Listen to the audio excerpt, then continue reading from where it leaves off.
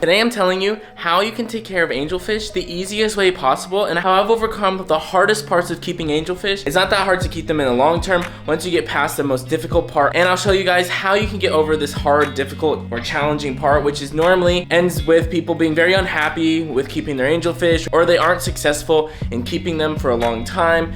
But I'll teach you guys how to get through this and what you can do and steps you can do to mitigate all the challenges that come with keeping an angelfish. Let's get started with the tank size for angelfish. Typically, you're gonna want like a 30 gallon, a 40 gallon, or more for angelfish, and you wanna keep probably like at least, I would keep them in either larger groups of 6 or more, or only 1 or 2, because eventually they'll start to breed, and the pairs are what become very difficult sometimes towards being aggressive towards other fish and just taking up half the tank when they're spawning, which can be very, very frustrating if the other fish are only able to stay in part of the tank and not able to explore a whole lot. You want to have the temperature around 78, like tropical temperatures. Depending on the angelfish you get, their fins might interfere with the bottom or top. So having like a deeper tank is typically better for angelfish so that they can have more swimming room. I do keep some of my angelfish in a 40 gallon and they have very long fins and they seem to do all right, but this is not like, they would do much better in a taller tank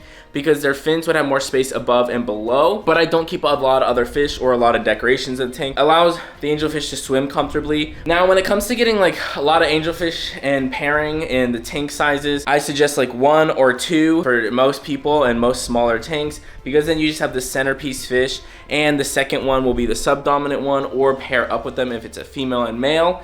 And even sometimes females will pair up and lay eggs.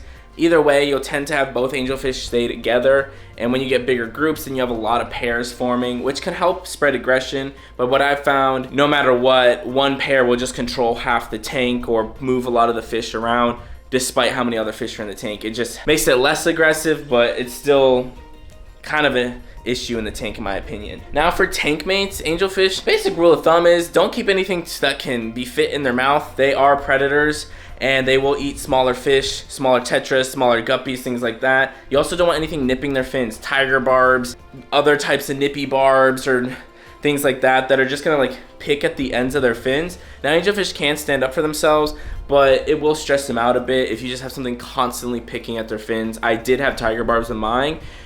However, the ones that had long fins didn't do as well with the ones with short fins because they were much more able to tolerate it. You don't want to keep them with African cichlids. You typically just want to do other fish like tropical community fish, cardinal tetras, things like that. So the biggest challenge when it comes to keeping angelfish is the first 2 weeks of owning an angelfish. They tend to be very, very sensitive. Their slime coat starts shedding and they just don't have a great time from transferring from one tank to another tank. So from your home store to your aquarium, they're just like super, super delicate. And this is typically the time that I found the most challenging and the most issues when keeping my angelfish, is because they just get super stressed. So the way I combat this is by acclimating them very carefully. So I typically float the bag, then add water to the bag every 15 or so minutes for about 30 minutes to 45 minutes, then add them into the tank with a net.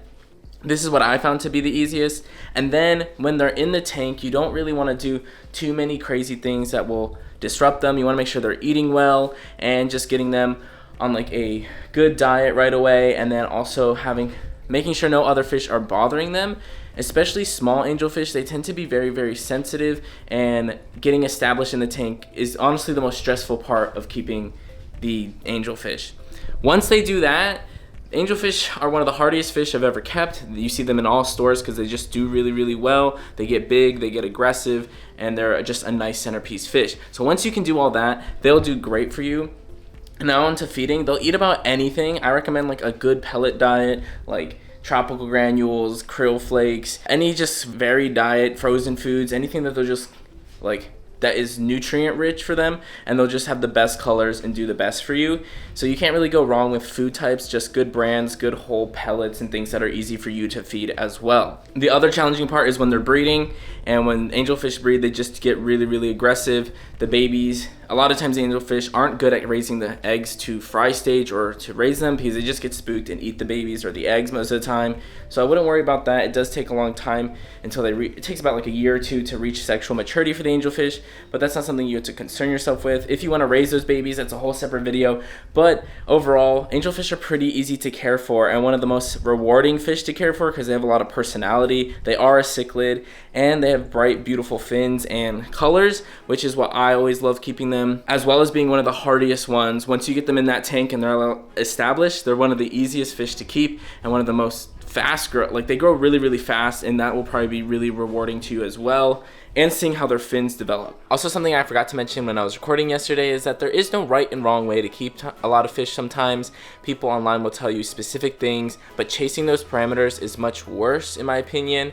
I've learned this from Aquarium Co-op and my own experience as well, that like chasing parameters of pH, buffers, things like that, and not being able to maintain them will just cause more stress on your fish in the long term.